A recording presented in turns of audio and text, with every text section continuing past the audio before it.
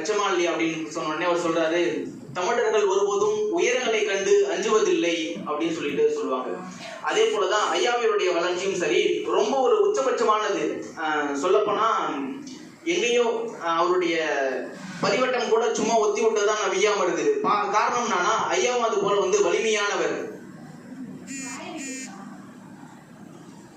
உள்ளபடியே ஐயாவை வாழ்த்துவதற்கு மாணவர்களாகிய நாம தான் கொடுத்து வச்சிருக்கணும். பேரிடர் காலம் அப்போ வாழும்போதே வாழ்த்து வச்சிருக்கேன். நிறைய நபர்கள்லாம் வர முடியாது, வரவும் கூடாது, ஒரு குறிப்பிட்ட நபர்கள் மட்டும்தான் வரணும் அப்படின்னு சொல்லிட்டு ஐயாவுக்கு அழைப்பு விடுத்திருக்கோம். தமிழா என்னுடைய உயிரா அப்படின்னு ஒண்ணு, எனக்கு தமிழ் தான் முகாமை அப்படின்னு சொல்லிட்டு ஐயா என்னுடைய முதல் கூட்டத்திலே கலந்து கொண்டு சிறப்பித்தவர். அதுக்காக நான் இந்த கூட்டத்தில் நன்றி தெரிவிச்சிருக்கோம். அதன் தொடர்ச்சியாக வாழ்த்துரை வழங்க புலவர் குமரிச்செழியன் ஐயா அவர்களை அன்போடு அழைக்கிறேன்.